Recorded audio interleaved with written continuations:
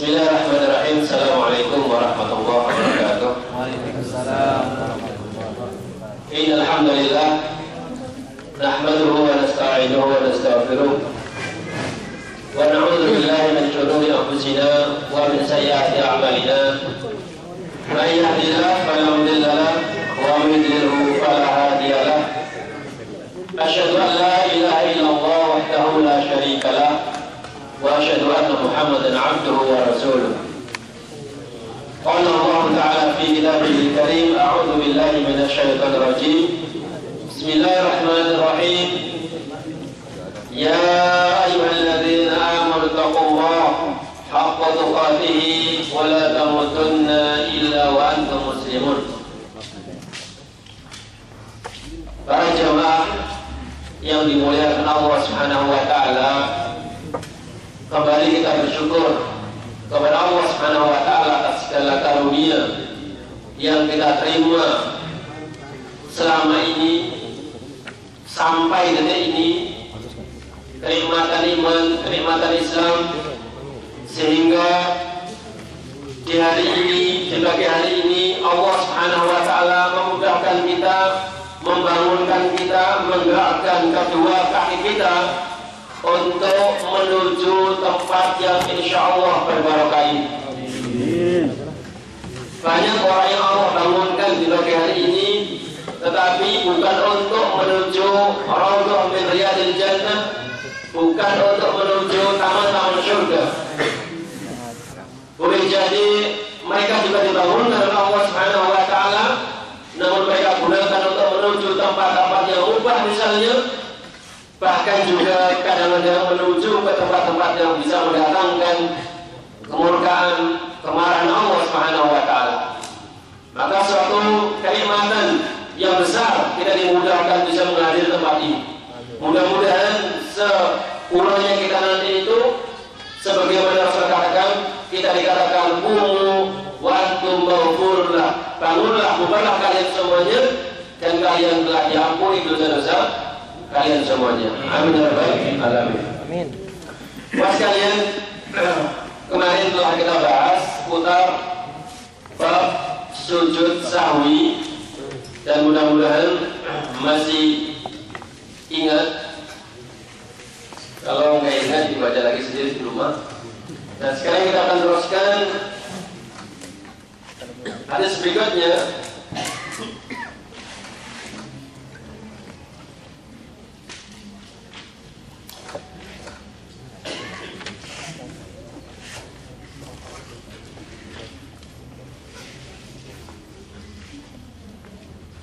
Kemarin sampai hadis berapa? 133. Yang jelas kalau nggak salah nomornya berbeda ya. Iya, berbeda. Kemarin kalau nggak salah sampai hadis dari Tauban, semoga meridainya. Kalau Rasulullah likul lisahwin sajadatani ba'da ma yusallim. Itu sudah selesai. Sekarang kita berikutnya, ini hadis seputar sujud tilawah. Tolong dilihat yang bawa buku. Kita mulai. Bismillahirrahmanirrahim. An Abi Hurairah radhiyallahu anhu ta'ala qala, lagi. An Abi Hurairah radhiyallahu anhu ta'ala qala, sajadna ma'a Rasulillah sallallahu alaihi wasallam fi idas samai fi idas samau insyaqqat, idas samau insyaqqat wa iqra bismi rabbik. Riwayat Muslim. Diriwayatkan dari Abu Hurairah, semoga Allah meridainya, beliau berkata, sajadna ma'a Rasulillah, kami bersujud bersama, kami sujud bersama Rasulullah sallallahu alaihi wasallam ketika beliau membaca surat Idza sama'u syaqqat. Demikian pula ketika baca surat Iqra bismi rabbikal ladzi khalaq. Luas sekalian, pembahasan kita pada hari ini adalah seputar sujud. Sujud ditambah dengan tilawah. Sujud tilawah, yaitu sujud ketika membaca ayat yang terkandung di dalamnya itu masyru'iyah untuk sujud. Ya. Yang pertama, bahwa hukum sujud ini, sujud tilawah, ulama atau jumhur sepakat bahwasanya hukumnya adalah sunnah. Sunnah yaitu apabila dikerjakan maka mendapatkan pahala, dan apabila tidak sempat dikerjakan tidak apa-apa. ya rugi. Itu jawabannya ya, bukan tidak apa-apa ya. Jadi kalau dikerjakan berpahala, dan kalau tidak sempat dikerjakan maka dia rugi. Ini istilah baru ya. Dimana selama ini kan ahli fikih mengatakan ma yudhabu fi'luhu, ma yudhabu fi'luhu. Jadi bila dikerjakan berpahala, kalau ditinggalkan Rugi. tidak apa-apa. Itu istilahnya ahli fikih. Ini istilahnya baru ya, tapi juga boleh bagus ini. Mujtahid. Ya, mujtahid. Kawan sekalian, di dalam sujud tilawah ini tentu kadang-kadang banyak pertanyaan, bagaimana caranya, kemudian apa syaratnya, kemudian perbedaannya ketika tilawah dalam sholat, apa bedanya ketika dengan di luar sholat. Kawan sekalian, sujud tilawah setelah kita mengetahui pertama hukumnya adalah sunnah, dan mudah-mudahan kita juga bisa mengerjakannya, tidak mandang itu sunnah saja, melainkan kalau memang itu Rasulullah kerjakan ya sebisa mungkin kita kerjakan. Pertama, masalah apakah harus tohar atau tidak. Ketika dalam sholat yang tidak boleh harus tohar, karena dalam sholat itu yang pertama. Yang kedua, ketika di luar sholat, maka dua kemungkinan. Karena sudah kita bahas kemarin ya tentang hukumnya, bagaimana orang itu baca Al-Quran, apakah dia harus tohar atau tidak. Nah, yang beranggapan bahwa membaca Al-Quran itu harus tohar, tentu dia berpendapat maka sujud tilawah harus tohar. Nah, sementara yang beranggapan atau yang mengambil pendapat tidak harus tohar, karena ayat yang mengatakan la yamassul mutahhar itu maksudnya adalah Jibril, maka tidak harus tohar. Namun ya, kembali bahwasannya seorang muslim itu sebisa mungkin dianjurkan untuk senantiasa tohar, bersuci. Karena bagi orang bersuci kan enak, dia baca Al-Quran, pas mendapat sujud tilawah langsung dia dalam kondisi sujud. Kesimpulannya sekalian, kesimpulannya yang masalah apakah harus sujud atau tidak, ya itu untuk yang di luar sholat itu tidak harus suci. Tetapi aulah apabila dia dalam kondisi suci. Kemudian tata caranya bagaimana? Ya, sujud tilawah ketika dalam sholat, misalnya mau jadi imam, setelah baca Al-Fatihah, baca surat, salah satunya adalah insyikok atau ikrar bismillahil khalaq, maka wasjud, langsung saja dia sujud, tidak perlu takbiratul ihram. Misalnya pas dia berdiri kan, langsung dia merunduk atau turun untuk melakukan sujud, tidak perlu. Dan ini adalah pendapatnya Syekh Islam Ibnu Taimiyah. Di sujud tilawah itu tidak ada takbiratul ihram dan juga tidak pula ada taslim atau salam, langsung saja sujud dan hanya satu kali sujudan. Meskipun ada yang mengatakan harus dua kali, tetapi yang paling diikuti oleh jumhur adalah satu kali sujud. Kemudian apa yang dikerjakan di situ? Apa yang dibaca? Ya, banyak riwayat yang dibaca. Ada yang mengatakan bisa dibaca dengan Subhana Rabbil A'la sebagaimana sujud yang lain. Tetapi yang paling masyhur adalah apa? Sajadah wajhiyah. Yang paling masyhur adalah sajadah wajhiyah. Sebab Imam Malik meriwayatkan, Allahumma laka sajadtu wa bika amantu wa laka aslamtu. Sajadah wajhiyah lilladzi khalaqahu wa syaqqa sam'ahu wa basarahu bihauli tabarakallahu ahsanul khaliqin. Ini juga ada. Artinya bahwa sekali bisa baca yang itu, sekali bisa baca yang ini. Apa ya? Jadi, Baik yang paling mudah aja. Subhana rabbil a'la. Apa? Biasa kan. Subhana rabbil a'la aja ya. Tapi yang paling masyhur adalah sajada wajhiya lilladzi khalaqahu wa syaqqa sam'ahu wa basarahu bihaulihi wa quwwatihi tabarakallahu ahsanul khaliqin. Kalau kita lihat artinya itu suatu kerendahan diri. Sajada wajih, di mana kita tahu bahwasanya wajah ini adalah sesuatu yang paling mulia dari anggota tubuh manusia ini. Tetapi ketika melihat atau membaca sujud tilawah, maka disyariatkan kita untuk merendahkan diri di hadapan yang Maha Agung, itu Allah Subhanahu wa taala. Kita tahu bahwasanya posisi tanah adalah posisi yang paling asfal, yang paling rendah, yang paling hina. Disitulah kita menempelkan jidat kita, muka kita yang paling mulia ini, kemudian membaca bisa subhana rabbil a'la dan juga sajada wajhi, wajahku sajada wajhi, wajahku sujud tunduk kepada yang menciptakannya, wa sawwarahu, dan yang membentuknya, wa syaqqa sam'ahu wa basarahu, demikian pula yang memberikan pendengaran, penglihatan dengan kekuatan dan dayanya. Tabarakallahu ahsanul khaliqin. Masya Allah dengan segala penciptaan. Baik, setelah itu bangkit kembali, meneruskan. Coba sekalian, sujud tilawah ini adalah sunnah yang terus terang. Kalau alhamdulillah kalau di sini di Saudi diamalkan sehingga orang itu tidak kaget ketika ada orang sujud, imamnya itu sujud tilawah. Tapi kalau di Indonesia itu makmumnya kaget ketika Imamnya sujud. Mendadak sujud. Karuko lagi. Mendadak sujud. Ini kayak imam biasanya baca sujud, langsung sujud, imamnya makmumnya rata-rata baru. Kira-kira yang salah siapa? Imamnya atau Makmumnya? Makmumnya ini. Kalau menurut saya melihat kondisi. Ya nggak belajar. Kalau masyarakatnya masih awal. Jangan. Jadi dikasih tahu dulu, dikasih pengajian dulu. Ada kan berantakan kan? Paham.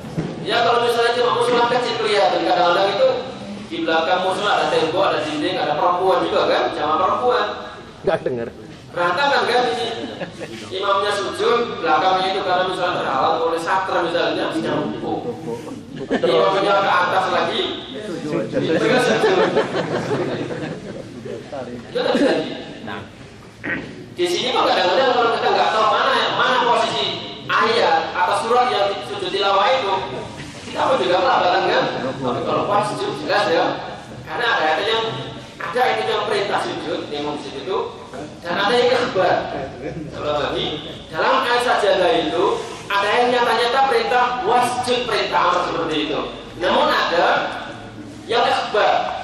Misalnya langit dan bumi sujud kepada Allah, itu kan ikhbar ya, khabar seperti itu. Nanti bisa kita lihat dalam surat apa saja yang menunjukkan ayat sajadah. Baik.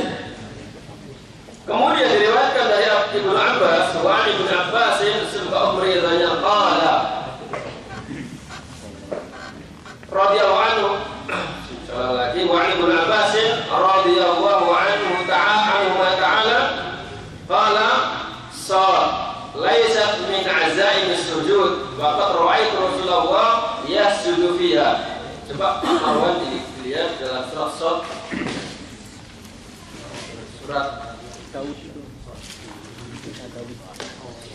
Al-Marwan. Sebagian ulama setelah melihat dan mencari ayat-ayat sajadah, mereka mendapati kurang lebih ada 15 tempat. Coba Marwan dilihat dalam surat ayat yang ke-24.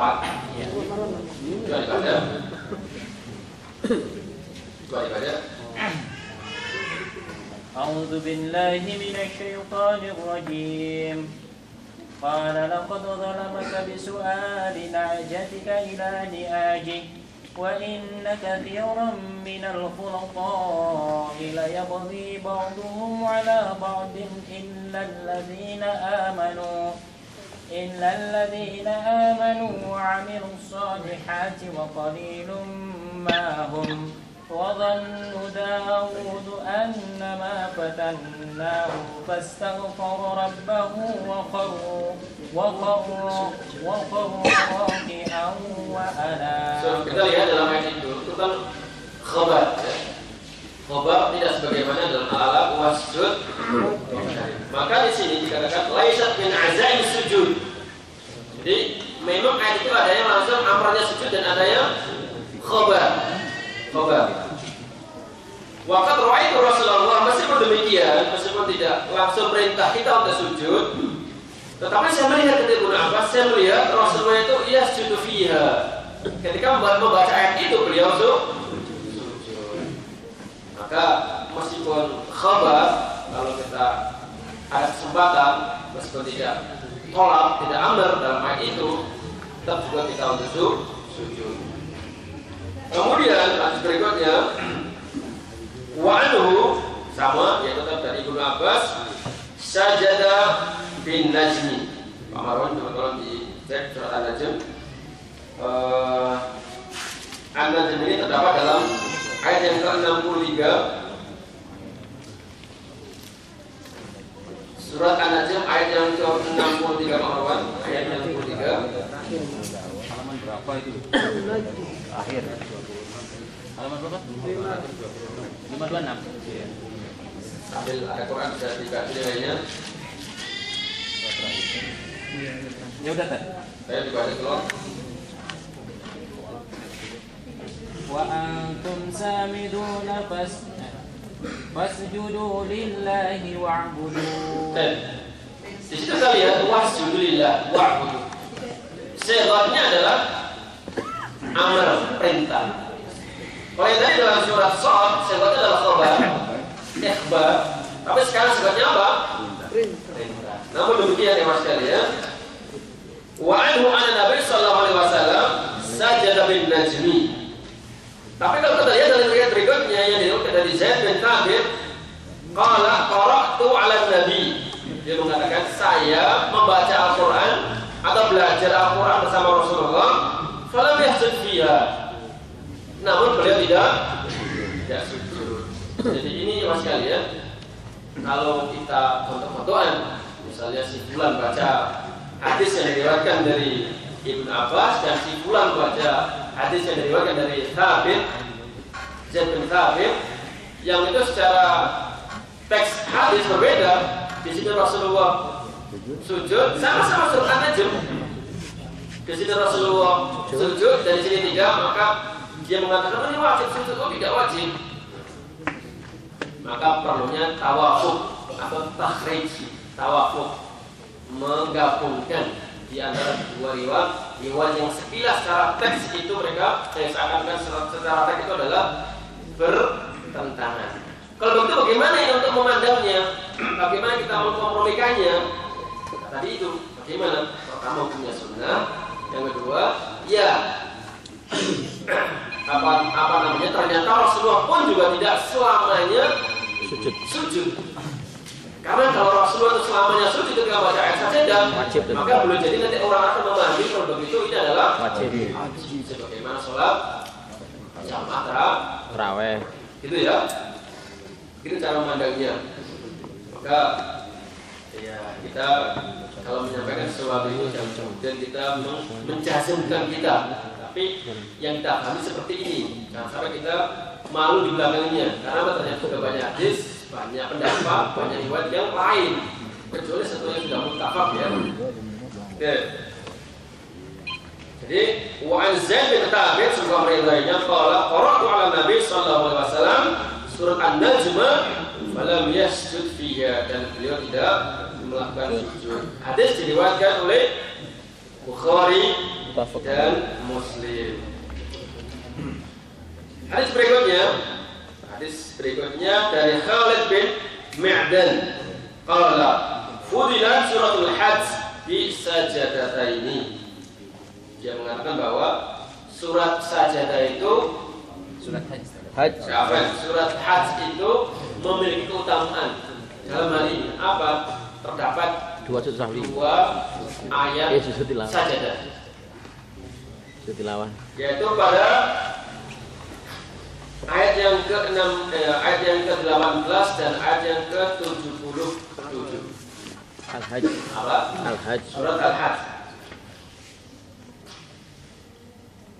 Yang mengatakan qalat fudilat suratul Hajj bi sajadataini sajadatain. Surat Hajj itu memiliki kelebihan dibandingkan dengan yang lainnya, maksudnya dari bidang sajadah ini. Apa kelebihannya? Terdapat dua ayat sajadah, yaitu yang ada pada surat dari ayat 18 dan 77.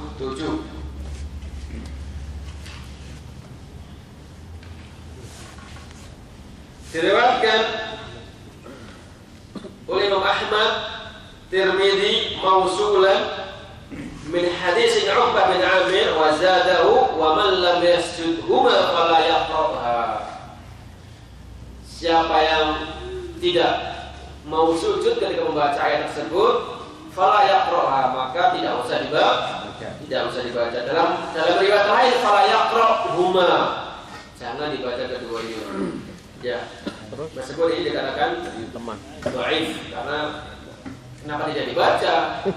Pertama kan kita sudah sepakat bahwasanya hukumnya adalah sunnah. Karena tidak mau sujud kemudian meninggalkan membaca salah satu ayat tersebut. Baik. Bukti bahwasanya sujud tilawah itu hukumnya sunnah, sebagaimana diperkuat oleh Umar bin Khattab. Dia mengatakan, qala ya ayyuhan nas, wahai para manusia, inna nu'maru bisujud, sesungguhnya kami, untuk para sahabat ya, sesungguhnya kami diperintahkan untuk sujud ketika baca ayat sajadah, sujud tilawah.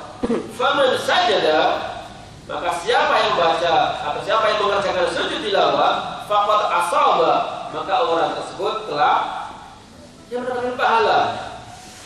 Wa man lam yasjud fala ithma alaihi. Demikian pula orang yang tidak mau sujud bukan karena menentang, tapi ya karena kondisi. Karena kalau orang itu sujud kan membutuhkan waktu juga ya.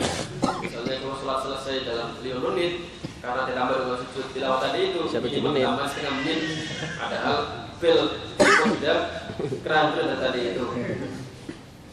Nah, inilah maksudnya kita mengetahui hukumnya. Tapi kalau hukum itu misalnya wajib, ya mau tidak mau meskipun orang mengetuk pintu ada bel, tetap terus dilanjutkan.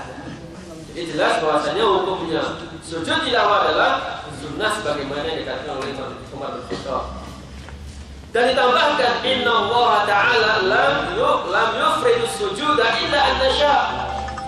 Dan Allah Subhanahu wa Ta'ala tidaklah mewajibkan, kecuali kita menghendakinya.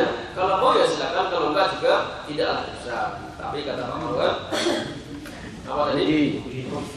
Gila dia. Wahwa, dan riwayat ini terdapat dalam Muwatta Imam Malik. Terakhir ayat ini di sini dari Ibnu Umar, semoga meridhoinya, qala kana an-nabi sallallahu alaihi wasallam yaqra alaina al-Qur'an fa idza marra bis sajdah kabbara wa sajada wa sajadna ma'ahu. Itu penjelasan saja bahwasanya ketika Rasulullah itu membaca ayat sajadah, beliau takbir. Perhatikan, berarti ini ketika kondisinya di luar sholat. Karena kalau pas di sholat dia langsung sujud. Tapi kalau pas di luar, misalnya kita menghafal Al-Quran atau kita baca Al-Quran, kemudian melewati ayat sajadah, maka kita tutup Al-Quran, kita kemudian baca Allahu Akbar tanpa kita mengangkat tangan, tanpa mengangkat tangan, langsung kita sujud membaca tadi itu sajadah wajhiyah dan ada kholam dan seterusnya. Kemudian kembali duduk. Tetapi kalau diutamakan, kalau memang dia dalam posisi berdiri itu lebih afdol ya. Tapi meskipun tidak dipaksakan juga berdiri, karena ada riwayat ingin berdiri, harus berdiri dulu, atau tetap dalam kondisi kita dikatakan sesuai dalam kondisi kita. Kalau pas kita misalnya pas jalan-jalan menghafal gitu ya, kan banyak orang yang menghafal Al-Quran sambil jalan-jalan begitu, pas membaca begitu malah bagus. Kalau pas kita duduk ya nggak apa-apa, tanpa diakhiri dengan salah. Dan kita selesaikan ya, tinggal 2 hadis masalah syukur. Berikutnya ini adalah tentang sujud syukur.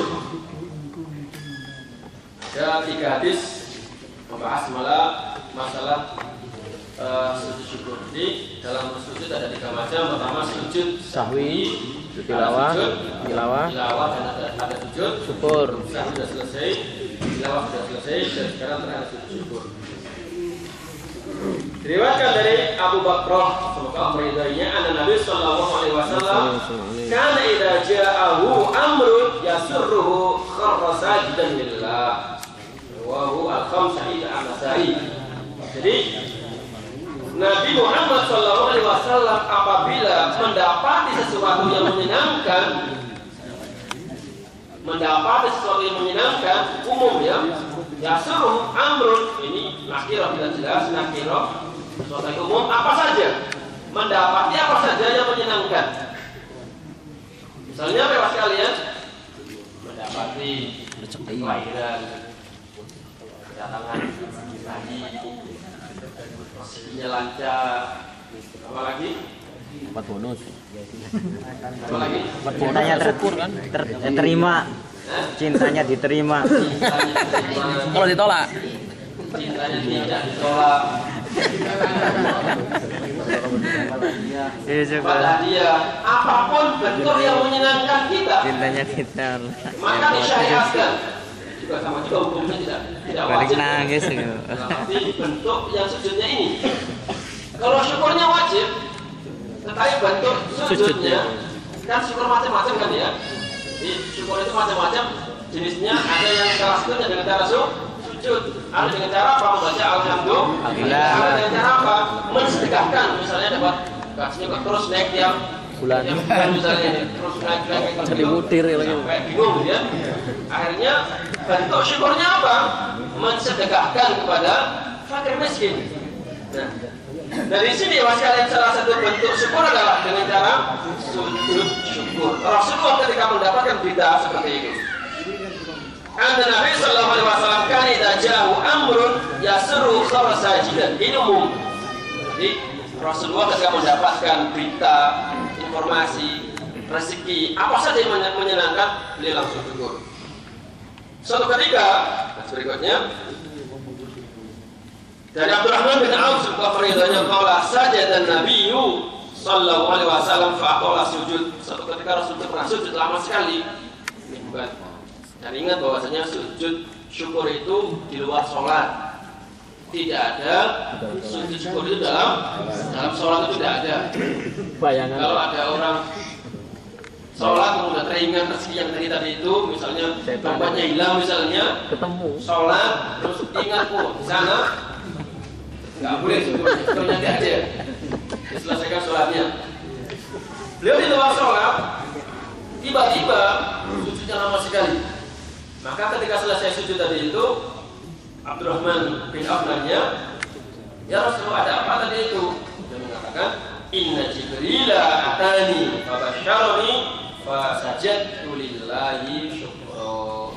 Jibril datang kepadaku dan memberi kabar, informasi yang menyenangkan, lalu saya bersyukur, bersujud kepada Allah dalam rangka mensyukuri nikmat tersebut.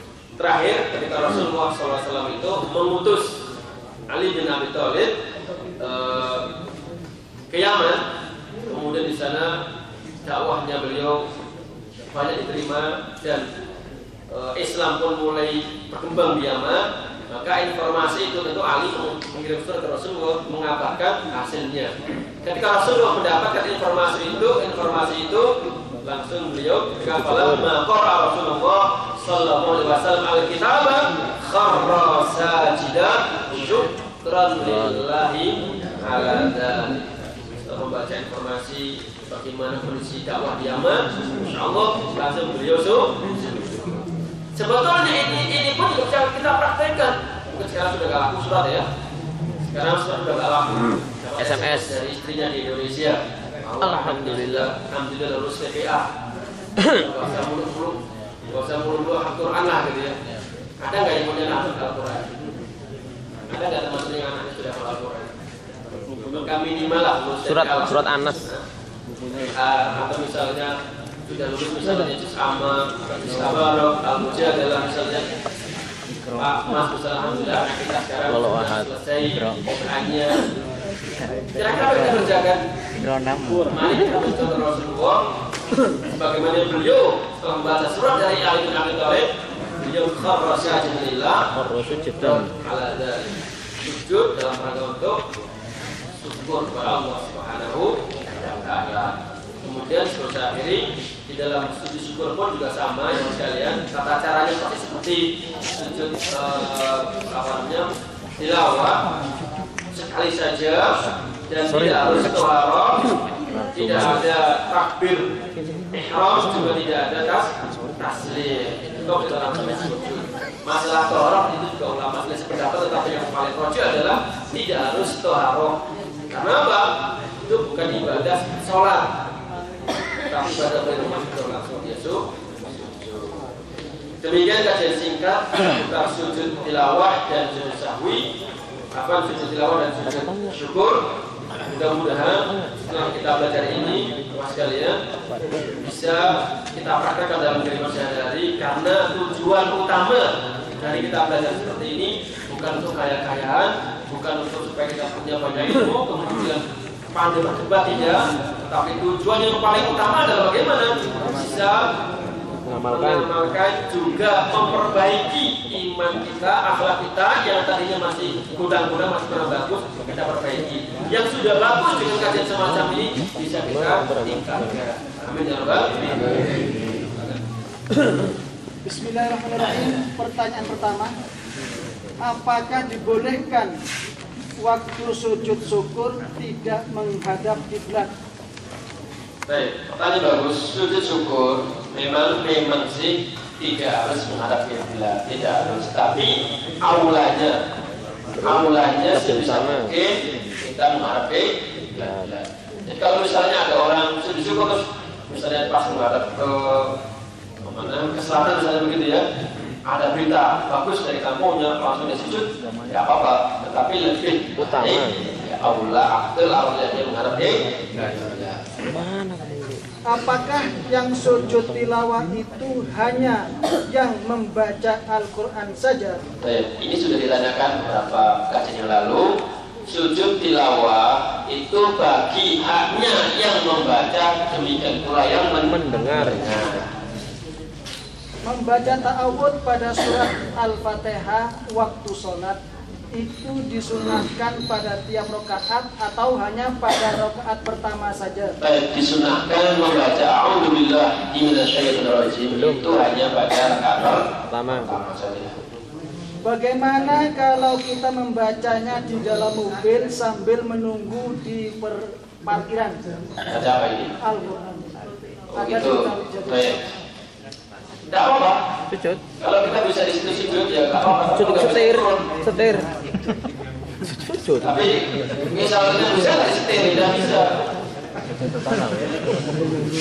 Tidak bisa setir. Tapi kalau kali ini terlalu begini, ini bahas masalah misalnya seorang itu sedang baca Al-Quran, menghafal gitu ya, naik onta ini misalnya begitu, naik onta terus pas baca ayat ada sujud tilawah, maka dia langsung turun dan sujud di mana dia menghadap tadi. Apakah Jadi makmum bisa mungkin dia turun ya. Apakah makmum wajib mengikuti imam untuk sujud sahwi? Iya. Iyalah. Iya. Makmum wajib ikut. Iya, ya harus lah. Jadi ketika imamnya sujud, jangan saya kan tidak berada itu. Enggak ikut. Saya kan tidak menganjurkan aturan itu kan sunnah. Tidak.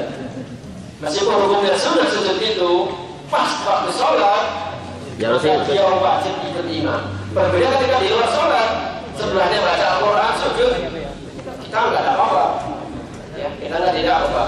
Itulah karena apa? Imam itu apabila diikuti. rukuk, maka rukuklah. Apabila sujud, maka sujudlah. Tapi jangan kalau lari jangan diikuti gitu ya. Gitu ya. Ikuti sama dalam menegakkan sholat saja. Ada yang melakukan sujud sahwi saat lupa kunut sholat subuh. Mohon dijelaskan. Ya, sudah kita kaji tentang hukum kunut. Kunut sudah kita kaji secara umum hukumnya adalah sunnah.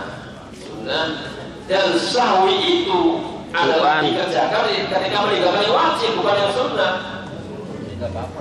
Jadi sujud sahwi itu dikerjakan ketika meninggalkan Yang wajib. dalam sholat. Sedekah jariah diberikan kepada orang yang sudah meninggal sampai atau tidak? Ya, banyak riwayat yang Nyampe. mengajukan seperti itu. Jadi misalnya anak kemudian mensedekahkan atau misalnya itu sampai wakaf ya. Jadi orang tuanya sudah meninggal kemudian dia mensedekahkan misalnya 100 juta untuk bikin masjid atas nama ibu saya. Itulah yang dianjurkan daripada kita melakukan sesuatu yang tidak ada anjurannya. Jadi jelas bahwasanya bersedekah atau mewakafkan atas nama orang tua kita itu adalah dimasyru'kan, disyariatkan. Ini agak menyimpang ini. Ya, Pak. Memajang foto profil, foto keluarga, foto makhluk bernyawa, berteman dengan lain jenis, berkomunikasi tanpa hajat di PP, apa hukumnya? Sudah kita kasih juga dulu masalah taswir ya. Pertama untuk foto yang mujassam seperti patung itu sudah jelas sekali hukumnya tidak diperbolehkan karena malaikat itu tidak akan masuk ke ruangan rumah yang di situ ada adik maupun patung-patung. Kemudian sekarang ini masalah kertas foto kertas lah gitu ya, kita belum bahas yang ada di TV, belum bahas yang ada di handphone, ini udah lagi kan itu. Yang kertas di sini yang nempel seperti itu meskipun ulama ada yang khilaf itu bukan patung gitu ya. Itu bayangkan saja seperti sebagaimana Anda ngaca gitu kan. Bedanya kalau di kaca itu nggak ada alat untuk mengabadikannya. Kalau di situ ada alat yang langsung menempel. Katanya begitu. Maka kalau saya lebih cenderung kehati-hatian. Kalau dulu Anda ingin punya kenangan pernikahan contohnya dengan seseorang yang Anda kagumi, ya sudah diabadikan. Taruh album. Disimpan dalam lemari. Kalau nanti setelah umurnya 60 tahun kepengen tahun dulunya bagaimana? Kalau yang nggak mau Setuju, setuju. Jadi nanti yang melihat siapa? Orang lain. yang nikmati orang lain. Orang lain pakaiannya juga tidak baik. Justru menambahkan orang lain dosa dan malaikat pun tidak datang membawa berkat. Jadi saya lebih mengambil pendapat, silahkan misalnya kalau foto tak meskipun ada ulama yang berkata tidak boleh. Ilah itu darurat kecuali betul terpaksa untuk misalnya untuk iqamah KTP, paspor. Tapi kalau bukan untuk itu, tidak perlu. Nah, yang nggak longgar ya sudahlah. Ini cuma beristihad ya, kecuali yang tadi sudah difak, mujasam tadi itu ya sudah untuk kenang-kenangan misalnya. Setelah punya masukan album, saya dalam lemari, gitu ya. Buka sendiri aja. Buka sendiri saja. Bukan malah kadang-kadang itu sekalian kita terus kadang-kadang miris apa? Miris ya.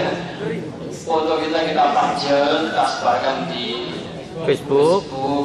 Waduh. Maaf ya, di namanya Hobi Facebook. ya hobi, bukan hobi Facebooknya, hobi menyebar fotonya gitu. Kalau laki-laki saya akan berikan ya. Ya. Kadang perempuan kemudian menyebar fotonya. Terus mau dikasihkan siapa? Kan sudah punya suami masing-masing. Nanti malah bahaya, kenapa? Malah dilihat oleh laki-laki lain kan? Oke, kalau laki-laki lain juga gimana? Dukunin. Maka sebaiknya kalau perempuan tidak usahlah kita menyebar foto-foto kita. Kalau kita mau informasikan ini foto saya kepada sesama jenis kita, kalau perempuan ya langsung ke info dia aja supaya orang lain yang bukan mahramnya tidak menikmatinya atau memandangnya. Demikian kajian kita pada hari ini, mudah-mudahan bermanfaat. Assalamualaikum warahmatullahi wabarakatuh.